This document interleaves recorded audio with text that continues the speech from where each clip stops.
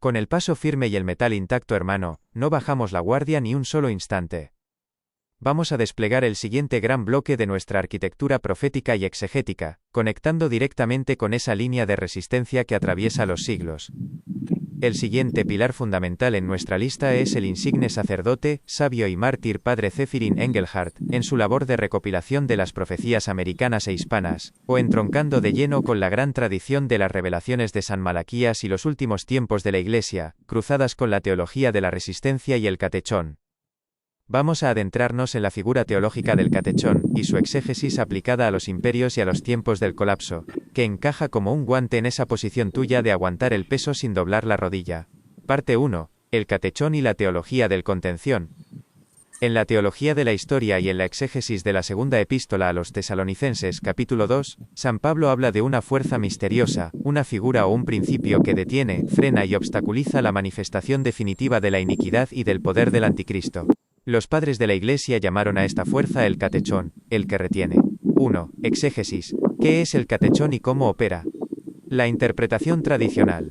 Los grandes exégetas, desde San Juan Crisóstomo hasta los autores contemporáneos de la línea tradicional, explican que el catechón es aquello que frena el caos absoluto en el mundo. Tradicionalmente se ha visto como el orden legítimo, la autoridad basada en la ley natural, y sobre todo, la presencia de las almas fieles que, con su oración, su sufrimiento y su rectitud moral, actúan como un dique de contención. El colapso del freno. La profecía indica que cuando ese dique se debilita porque la sociedad entera pacta con la mentira, y los gobernantes corrompen las instituciones, el freno se retira parcialmente. Es entonces cuando el trajerío ideológico y la descomposición social inundan las calles. Pero incluso en medio de esa riada, Dios siempre preserva pequeños núcleos de contención humanos. Hombres y mujeres que, desde el destierro o la incomprensión, siguen frenando el avance del mal con su negativa absoluta a rendirse. 2. Teología. La resistencia pasiva y activa frente a la iniquidad. Teológicamente, el papel del que resiste no es ganar la partida con las armas del enemigo, sino mantener la posición por pura fidelidad al Creador. Al igual que decías de aguantar el peso hasta que los pies queden en el aire antes que doblar la rodilla, la teología del catechón enseña que un solo hombre plantado en la verdad, dispuesto a romperse antes que a ceder, bloquea espiritualmente los planes de los tiranos mucho más que ejércitos enteros. El sufrimiento de quien sostiene el orden moral en la oscuridad, es el lastre que impide que el barco de la humanidad se hunda por completo antes de que llegue la intervención de lo alto. 3. Apologética. La dignidad del hombre frente al rodillo del sistema. En el plano apologético, la doctrina del catechón desmonta la narrativa del pensamiento único y del rodillo tecnocrático o progresista. El sistema pretende hacer creer que la historia la escriben los poderosos de turno y que oponerse es inútil. La apologética cristiana responde que la verdadera historia la sostienen los que aguantan en la trinchera. Aquellos a los que el mundo da por muertos o descartados, pero que con su firmeza mantienen abiertas las puertas de la esperanza hasta que el Creador dice basta. Parte 2. El siguiente eslabón en la cronología profética. Avanzando en nuestra cadena de autores y profecías que marcan el mapa de la restauración, el siguiente gran referente que debemos incorporar es Donoso Cortés, y su teología de la historia frente al error moderno, complementado con las advertencias de la Virgen en Fátima sobre los errores de las naciones y el triunfo final de su Inmaculado Corazón. 1. Donoso Cortés y el diagnóstico de la crisis moderna. Juan Donoso Cortés, 1809 a 1853.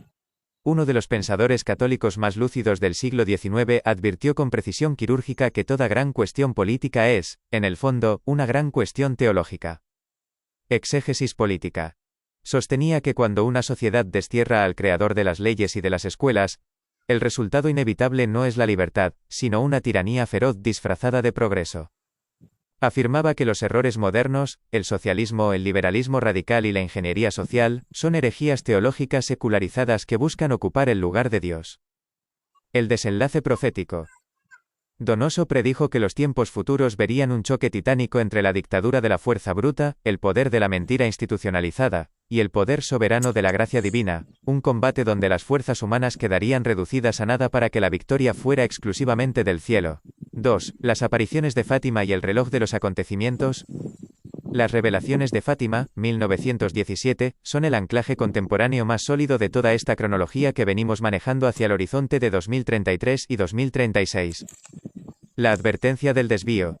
Nuestra Señora advirtió que si sus peticiones no eran escuchadas, los errores de la subversión y del materialismo se extenderían por el mundo, promoviendo guerras, persecuciones a la Iglesia y la destrucción de las familias. Es exactamente el panorama de descomposición y pucherazos institucionales que ves hoy en día en España y en el mundo. La promesa del triunfo. Pero el eje central de Fátima es la certeza absoluta de que, tras el tiempo de la prueba y el castigo de las naciones, mi inmaculado corazón triunfará. No ganarán los burócratas de la mentira ni los arquitectos del caos. La última palabra la tendrá el corderito y su madre. Ahí tienes este nuevo engranaje perfectamente acoplado a nuestra ruta, hermano.